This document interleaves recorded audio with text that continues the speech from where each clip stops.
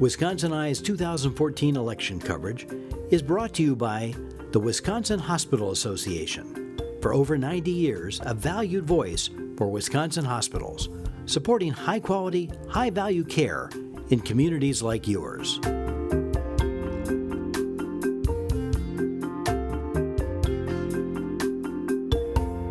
Wisconsin Eye is at the Brown County Library in Green Bay. We're interviewing candidates in the 2014 election. We're interviewing Mr. John Lehman.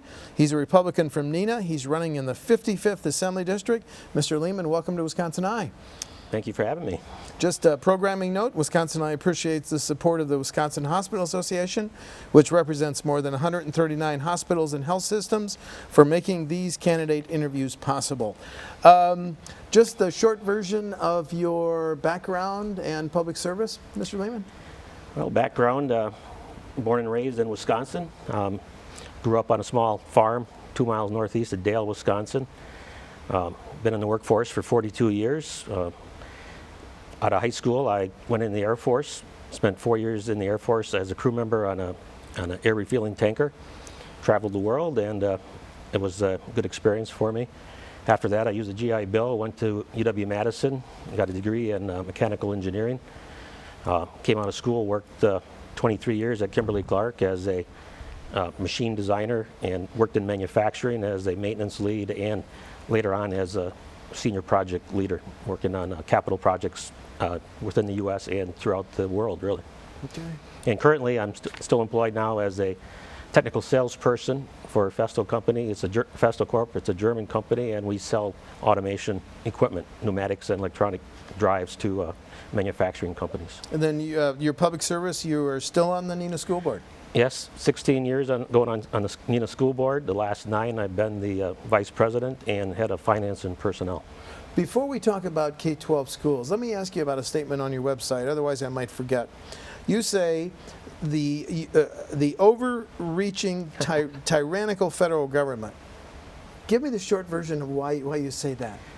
Well, I believe in the Constitution. I think it's relevant today. And our founding fathers warned us about the tyranny, and that it's up to Americans to, I think, watch over the federal government and not allow them to overreach. And I think there's been great overreach in our federal government. It's expanded way too big, way too many powers. And I think it's up to the states and individuals to make sure that we can drive that tide back and hopefully reduce that impact. So what do you consider just the worst example of overreach by the feds? Well, I would say my biggest concern, I can talk about it later, is how they manage our economy. I believe in free markets. I believe our country was founded on free markets, and what we have right now with the Federal Reserve and how it was formed and how it manages, a few people try to manage the economy for the whole world. And I think the best way to manage an economy is to have millions and billions of people make their own independent decision based on what's in their own best interest. Let's talk about schools. You have been on the Neenah School Board. You were there when Act 10 had to be implemented. Was Act 10 a good policy decision? I believe it was. I've had, well, that was about maybe, 3-4 years ago. Prior to that, I spent 10 years plus negotiating contracts with the unions, and it was very frustrating. We were unable to basically control about 85% of our costs, which was due to salary and benefits. And we tried to make changes due to health care and to our OPEB or other post-employment benefits to reduce those costs going forward, and we're unable to do so. Okay. And Act 10 allowed us to manage those costs, and it's been great for our district. We've been able to go to a high deductible health care plan that reduced our premiums from $24,000 a year per family down to $12,000. Cut them in half?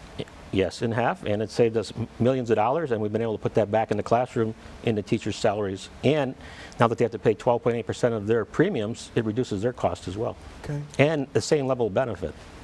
And it's high deductible, so it's $3,000 max out of pocket for families, but we give them the first $2,000. I see. Okay. A big issue dealing with schools in Wisconsin is schools vouchers and choice. Are you a supporter of choice and vouchers? That's funny you asked that question. When I first got on the school board in 1999, I ran for a vacancy, or I applied for a vacancy, and I didn't get selected. And that was one of the questions they asked, if I was in favor of vouchers. And It's still relevant. Exactly. And I said, yes, I have no issues with vouchers. I think that public schools can and should and compete out there in the market. But my concern is, I believe in parental choice. And but I also believe in public education. I went through public education. My children went through the NINA system. And I think my goal is to work within the system and make it as good as it can be. And I think vouchers and home schools are great programs if it's accredited. And I have no issues with the vouchers, but we can't take the money. The legislature likes to put the money in one big pot. And if they have more money for vouchers, well, that's just less money you have for K through 12. I don't think that's right.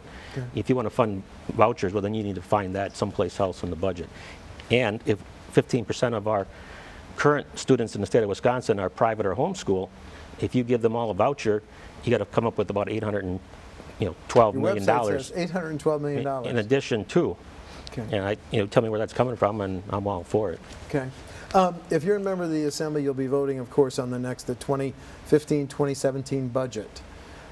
The next school year, there's a 1,000 student enrollment cap on choice outside of the 2 urban cities. Mm-hmm. What do you think that cap should be removed in the next state budget, Mr. Lehman?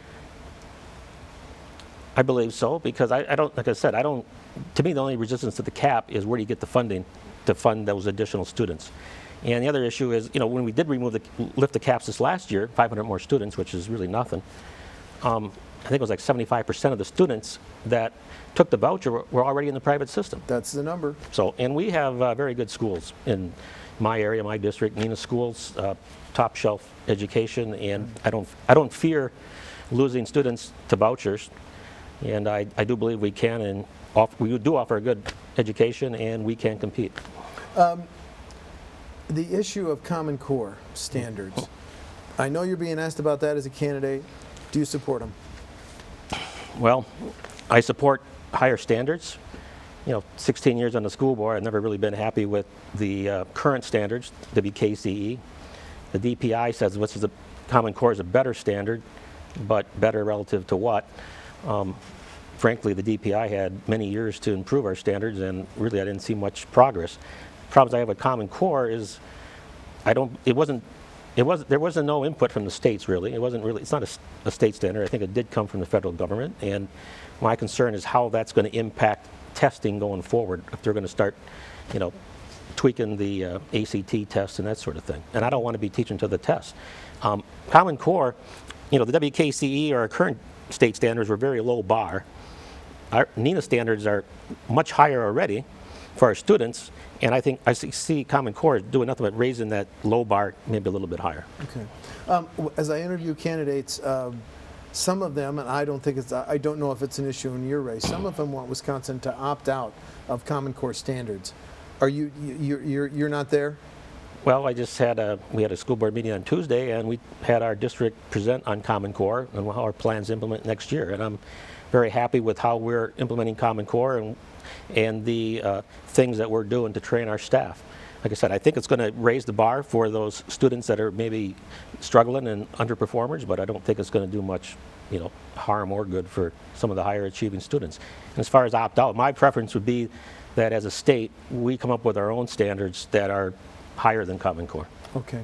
I want to ask you a health care question. As you know, the federal government told all the states, if you expand your MA health care benefits to the poor, we'll pay for it for the first few years.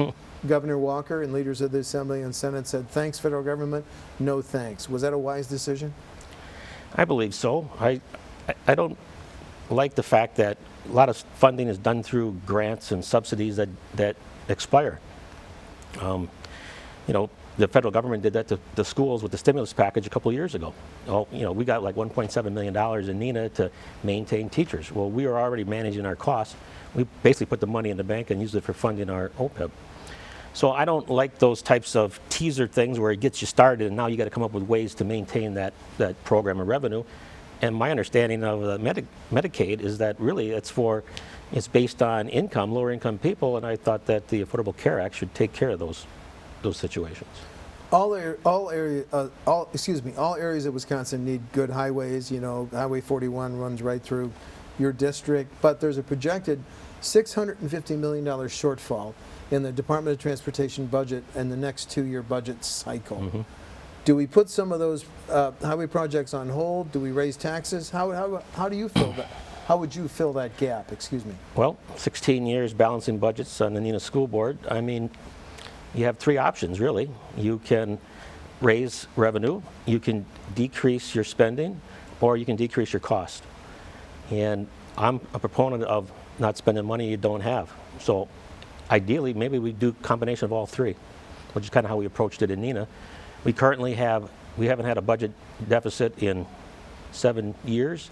We have 0 debt, which is pretty outstanding. And we created a Fund 73 to fund our OPEB balance. We used to have a $68 million unfunded balance. We now have about $7.5 million in our fund, and we get to about $28 million will be fully funded. So we'll be there probably in about next 10 years. Would you even consider raising one of the 2 main sources of transportation revenue, the gas tax and what you and I pay to register our vehicles? Well, vehicle registration keeps going up, and I know other states that don't have income tax and such, they have several $100s of registration fees based on the value of the automobile. I'm not in favor of that. I do believe that the gas tax is only about 30.5 cents a gallon. Hasn't been increased since 2006. Yes. So, you know, I'm thinking a 10% increase, 3 cents. I mean, with the way gas prices go up and down, I don't think the consumer would even notice 3 cents. I don't know what that would do for the overall budget, but I think that's a small increment that I'd be willing to support. That 3-way method of, you know, raising a little bit of revenue, decreasing your spending, and maybe looking at cost savings. Thank you. I'm asking this question because it's so timely. Any reaction to Judge Crabb's ruling on same-sex marriages, sir? Well, I guess first response was, well, you don't like having, I don't think, you know, federal government's ruling on things, and it's always arbitrary, I guess. But I look at it and I think, well, I don't even know if the government should even have had that constitutional law in the first place. So I don't think it's the government's role to manage those types of personal issues.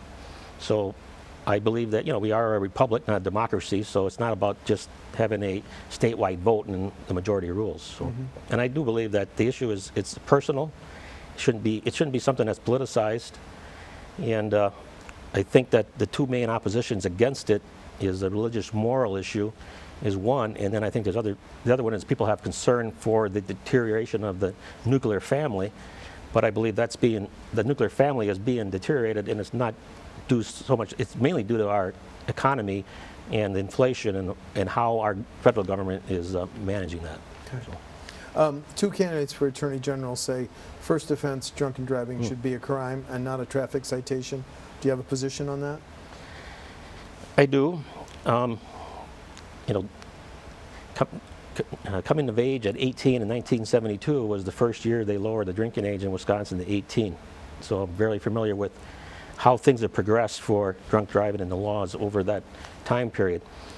I don't think it should be more criminalized because I think there's enough disincentive for someone to drink and drive already due to the cost, the penalties, insurance, and the social stigma.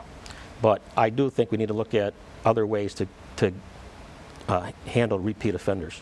Okay. And I know we have interlocks, but you know, I'm thinking people that poach, you know, or just break our hunting laws, they could have their guns confiscated or vehicle confiscated, and maybe we look at doing something like that where people aren't out driving. It could cost you your car, or if somebody loans you the car and you go to the bar, well, it may cost them their car. You know.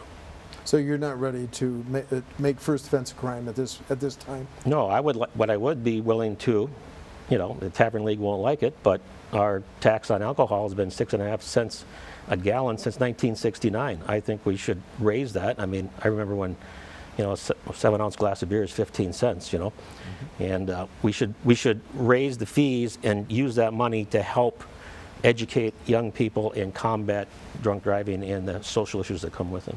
Another issue in Washington and Madison is calls to raise the minimum wage. Do you have a position? That's a tough one. Again, it boils down to our economy and how it's being mismanaged at the federal level. when I came out of high school, I started, my first job was $1.60 an hour, minimum wage. Gasoline was 25 cents a gallon.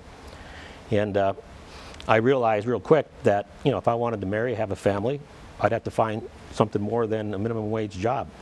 And it motivated me to join the Air Force because of the GI Bill and the opportunity to go to college, and that's what I did. So I think the free market should set minimum wage, and then the question is, where do you set it, you know? And I understand the people that are clamoring to raise the minimum wage, and it's just unfortunate that it's inflation which causes the problem we're in. Because back when, like I said, I was making $1.60 an hour, gas 25 cents a gallon, well, gas is raised 16 times that in price. Minimum wage is raised maybe what, 4 or 5. So the working person who's working for an hourly wage has not kept up with inflation. Okay. So we need to fix that bigger problem rather than just keep treating those symptoms. Okay. We've talked about a lot of issues. Is there any other issue that's central to the campaign I haven't asked about? No, I think you hit a lot of the big ones. Okay. Then finally, any differences with your opponents? It's a pretty crowded primary field. Any differences you want to highlight? Yes, it is. I think maybe 3 or 4. One in my military experience. I think I'm the only one that had military experience, which I believe was very good. I was 19 years old on a combat crew in the Strategic Air Command. I pulled nuclear alert for 4 years. Also traveled the world. Been to Spain, Iran, the U.S. Embassy there, was in Southeast Asia when Vietnam fell in '75. Had some combat missions there. Refueled reconnaissance planes up over the North Pole, 200 miles off the coast of Russia back in 1976. And so I think that's very valuable experience. And I understand the military and that type of funding and how that operates. I think the second one would be my background in engineering and science. I understand those issues quite well, and manufacturing. You know, 23 years at Kimberly-Clark, we designed and developed world-class manufacturing processes. And so I think in this area, my district, is manufacturing is key to good paying jobs. And thirdly, my experience on the school board. I understand public policy. What I like about the school board, it's not a partisan position. So your job there is to take care of all your stakeholders and constituents with the focus on what you're there for, which is student achievement. And I think we've done a great job at NENA.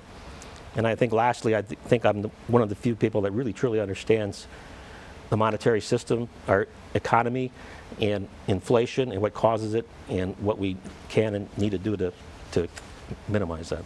Thank you. John Lehman of NENA is a Republican candidate in the 55th Assembly District. The primary is August 12th. Mr. Lehman, thanks for talking to Wisconsin Eye. Thank you for having me. Thank you. Appreciate it.